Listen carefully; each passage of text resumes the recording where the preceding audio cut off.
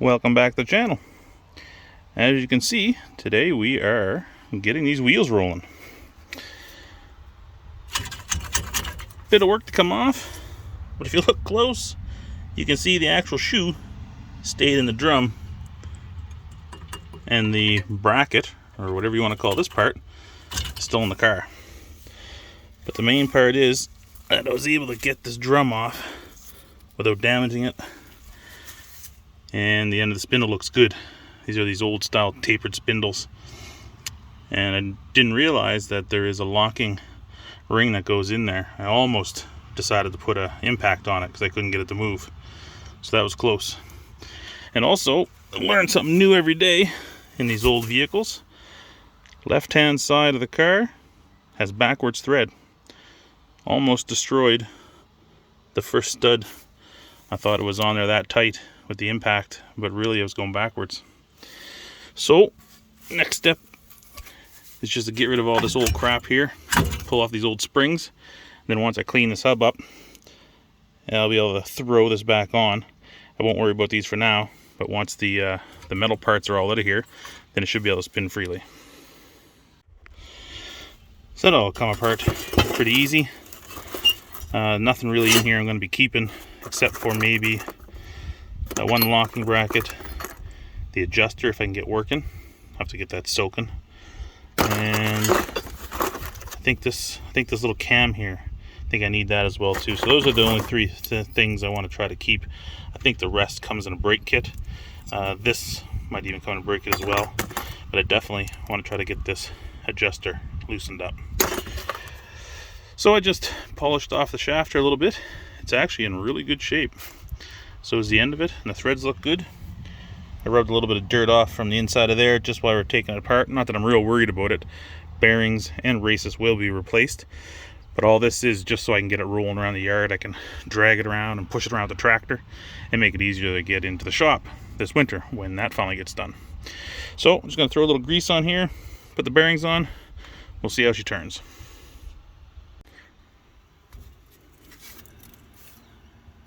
Smooth as glass.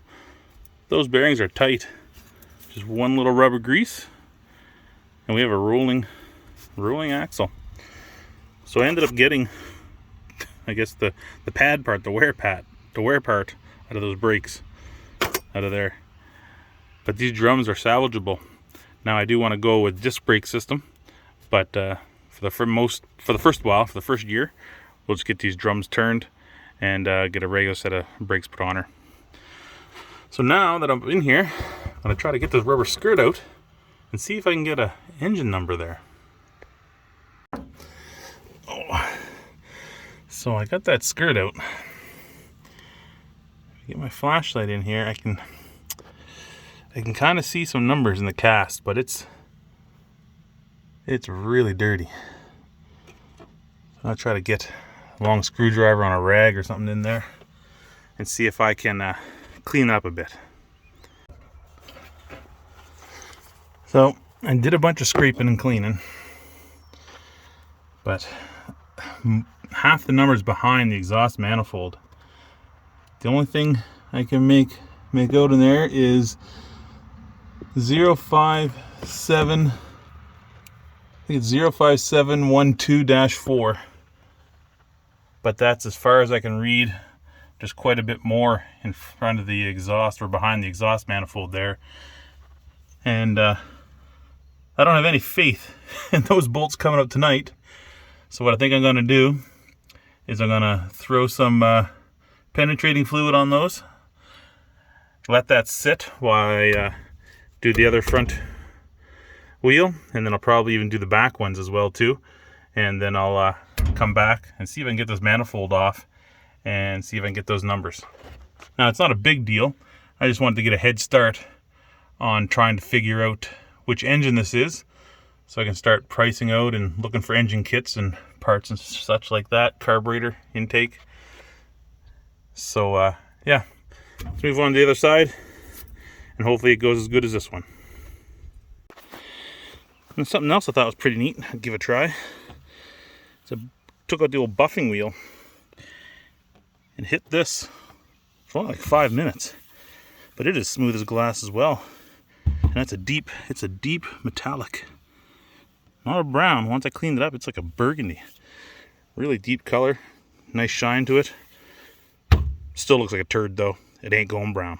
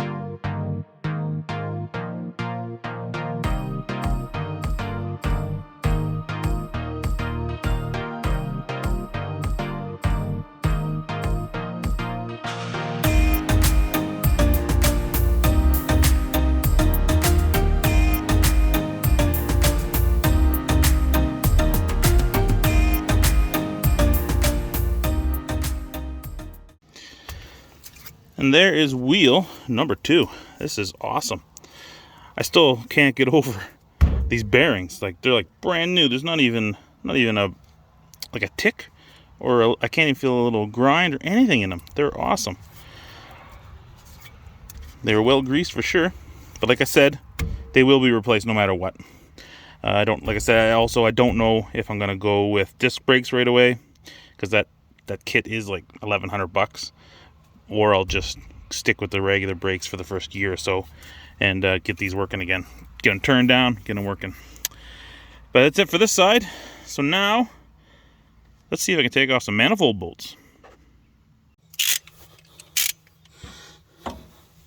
Ow.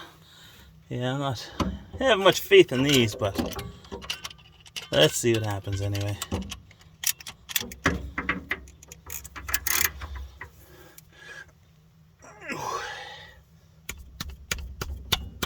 Oh. No way. I think I got one off.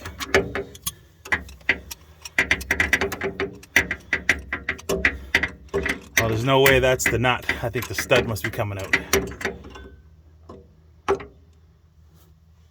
No. That's the nut that come off that easy. Wow. Let's have at her.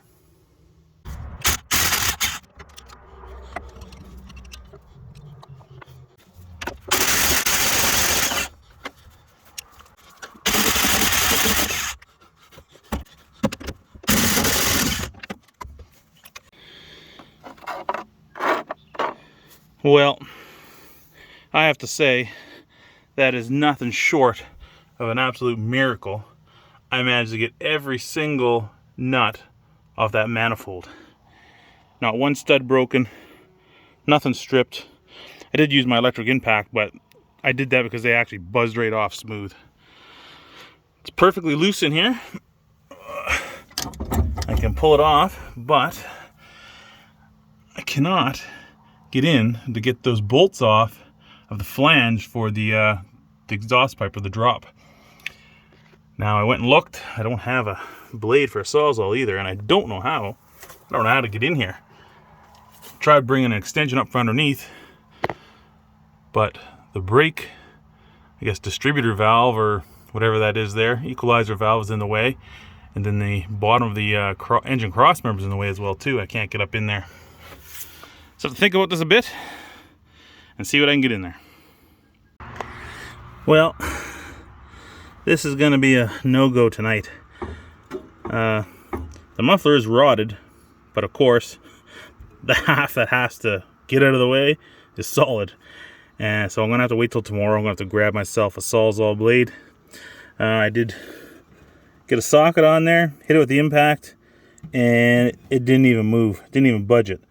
And then I can't get my socket off. I think it's must have twisted or stripped once, and it's stuck on there. So anyway, we're gonna leave this till tomorrow, cut that off, and then I gotta get the valve cover off as well too, but I don't want to leave that open. I do have the hood off here, and I know it's not raining, but I don't want to leave it off overnight. So we're gonna clean up, cool off, grab a cold one, and come back at her tomorrow nice and fresh. Cut that pipe off, remove the valve cap, take the manifold out, and hopefully we can see an engine number. Well, it's the next day. Got some blades, and I cut off the Y. There was literally no way I could get in there and video that. She's a little wiggle to her, but we got it done. So now that the bottom half of that muffler's cut off, it ends right there. Now I can try to get this header, not header, sorry. Now I can get this manifold out. So we're gonna get the bolts off the valve cover, which would be good. We can see inside there, see what it looks like. Then once that's off, we should be able to pull the manifold right past these brackets.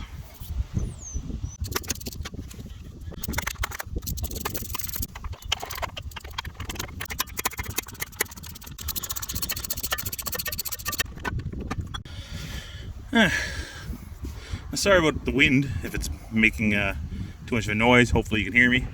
There we go, we got all the nuts off there and bolts.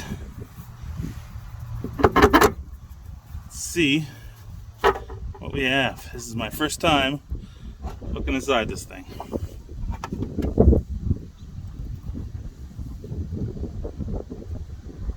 Not too bad.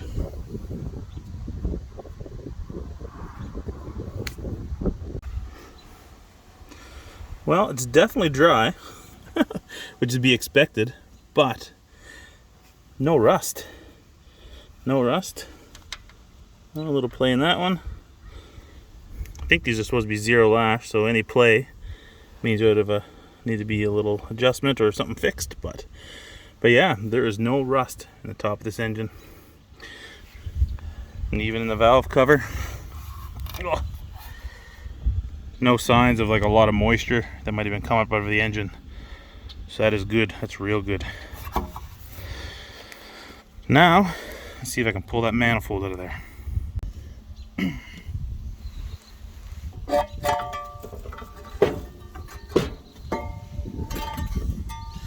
Yes. And there's my socket.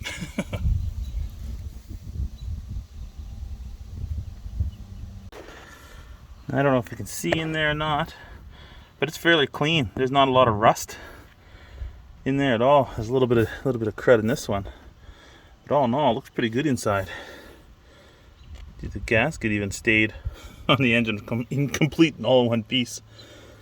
So, anyway, now you can kind of see where that writing is, starting right in around there. Gonna start scraping that off and see what we can find. Well, unfortunately, I feel as though I've wasted my time to get in there. The numbers that I can see that I've been cleaning off, I don't think are the ones I want. From what I see on pictures online, they're too big. And I think the ones I want are actually behind the starter. They start out and there are smaller. So unfortunately, I am not gonna pull the starter on this. I can wait until this engine's out. I don't mind. And I guess with it being outside, maybe even an upcoming video might even pull this engine out while the shop is not built, not finished, but I might just pull the engine out anyway, use a tractor to get in there, get that engine and tranny out. But anyway, it was a good try. I did get it off, the manifold off, and I can see the exhaust valves actually look pretty good. They're not bad at all, they're not too dirty. They're all closed on this side. I don't know if, I guess they'd probably be the intake ones that are, a couple are going to be open. One's going to be open somewhere anyway, so hopefully not too much moisture get down there. But yeah, so it's kind of a dead end there on the engine identification, so we'll move on. Now, another thing, while I got this thing up here and get under easy, people were wondering, what is the condition of this frame? Is it even worthwhile? Well, it is solid. This here actually is just a weep hole. There's lots of them around. But other than the odd little bit of rust at the corner where the drain holes are and that, the frame is solid. There's not a hole in it. Up in the front here is where people said to watch. It's solid there. There's no holes in it. You can see the floor. That's the driver's side floor there. It's definitely rusty. But underneath, she is in good shape. The floor back here, so underneath the seats, is excellent. And even going into the back there's a little bit of rust right there, a little spot. But for the most part, unbelievably, it is not rusty or rusted out underneath this car. So now we're gonna throw some new tires on. New being the word. So what we got here, Kijiji Special, high quality, Uniroyal, Tiger Paws, mud and snow. Because you never know where this beast is gonna go. But for $100 for a set of tires that are literally like brand new. So if they don't work here, I think this will actually work on my car. Now another thing, like I mentioned about just about destroying one of these nuts, the left hand side of the car, if you watch, this is the way the nuts go on. They're a backwards thread on the left hand side, and on the right hand side, standard thread. So kind of strange, never knew that. So I guess working on some of this old stuff, learn something new every day.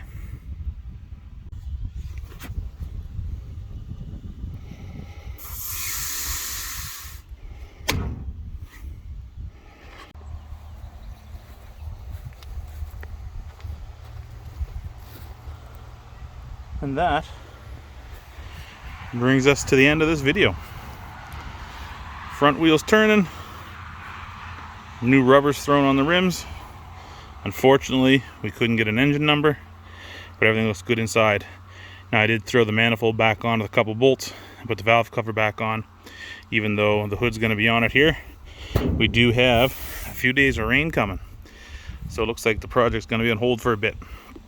But any luck, it'll only be a couple days, and I will be back next week with another video. Again, thanks for watching. Thumbs up is always greatly appreciated. And again, only about 15% of the watchers are subscribed. If you're watching, just hit that like button, hit that subscribe button. I'd greatly appreciate it. Talk to you guys again later.